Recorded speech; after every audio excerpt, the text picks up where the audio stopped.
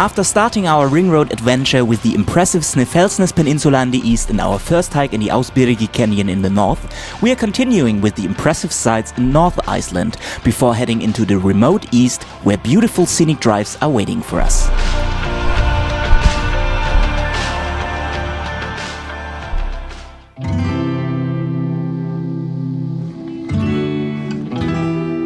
Good morning, it's officially day number 3.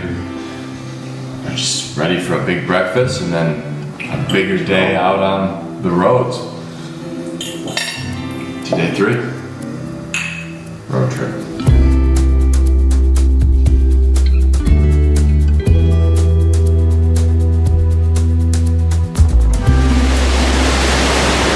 And our next stop here in the north is the Godafoss Waterfall.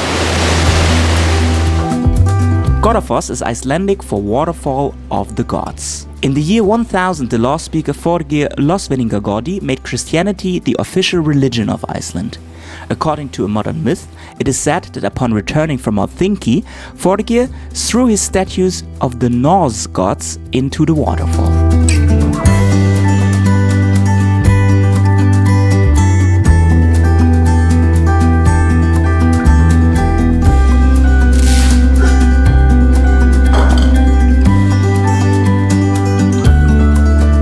Just about to go to bed, it's 1 o'clock, and then I saw the northern lights are happening. So we just came out of our house because we have northern lights right in front of our house. See that? You can actually see that here filming. This is unreal. A full understanding of the physical processes which lead to different types of auroras is still incomplete, but the basic cause involves the interaction of the solar wind with the Earth's magnetosphere. Auroras are the result of collisions between gaseous particles in the Earth's atmosphere with charged particles released from the Sun's atmosphere. The lights are seen around the magnetic poles of the northern and southern hemispheres, which makes Iceland one of the best places to see the aurora, especially from September to April, as this is the only time you have full dark nights here.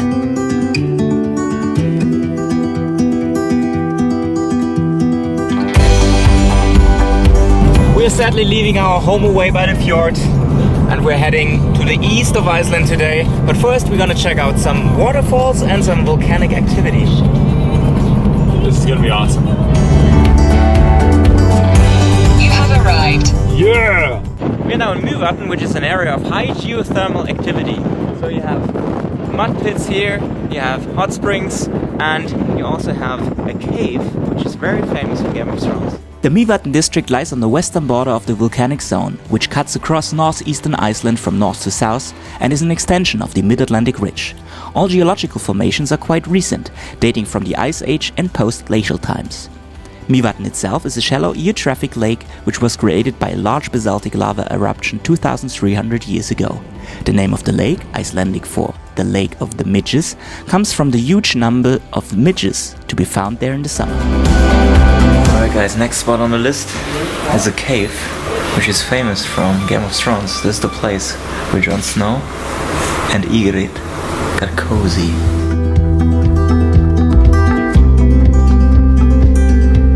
So, we got a little bit late to the Dettifoss, so we're now walking with our torchlights and we want to do some long exposure photography. We don't need ND filters today. Dettifoss is reputed to be the most powerful waterfall in Europe.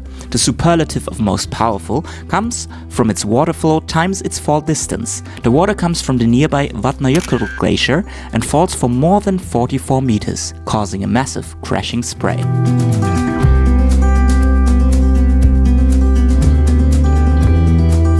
For our time in the east, we stay in a little cottage here in Bragdavellir. Let's have a look inside.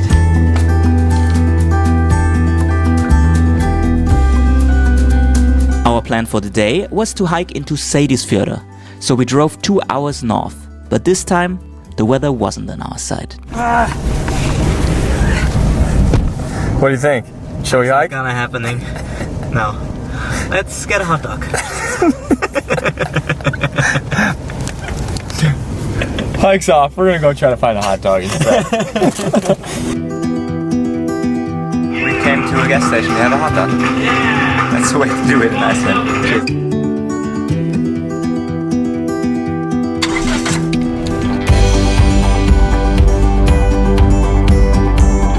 After our first failed attempt of hiking today, the sun now came out and we drove to another spot, the Hengifoss hike. The Hengifoss is the third highest waterfall in Iceland.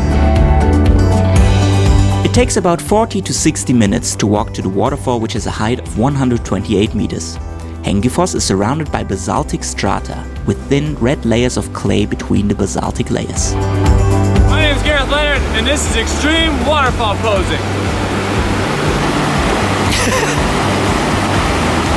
Yay! Further down the Hengifoss river is Dettifoss, notable for the columnar-jointed volcanics around it. Beside its fjords and waterfalls, the east and especially the southeast of Iceland offers some of the most picturesque coastal drives, in an area which is less touristy than others due to its distance to the capital. Right down to our last drop of gasoline. We have 18 kilometers to try to make it to a gas station. We just got caught up shooting photos of this incredible location.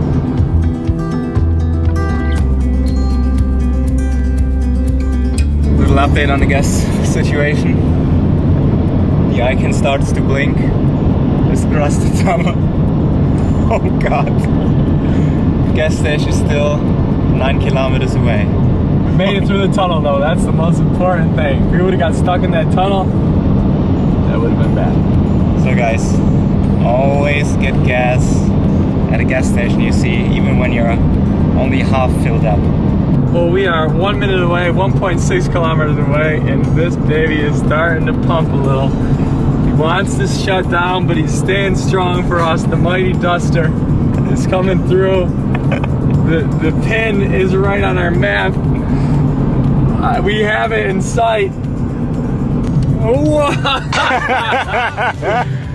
80 meters away. 0 meters away. Looks like we made it. Yes! We made it! Man, that was a close call for a second. Höfn, a beautiful little fishing town in the southeast, located on a peninsula. Beautiful spot to check out.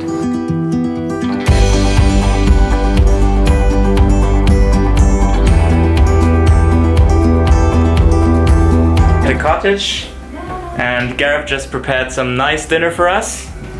That's the way to do it if you have your own cottage. This is a good base for the new adventures we will be having tomorrow, and this is what you see in the next episode of this trip.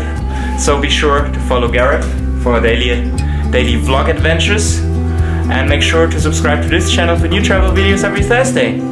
See you in the next episode, or on Gareth's channel.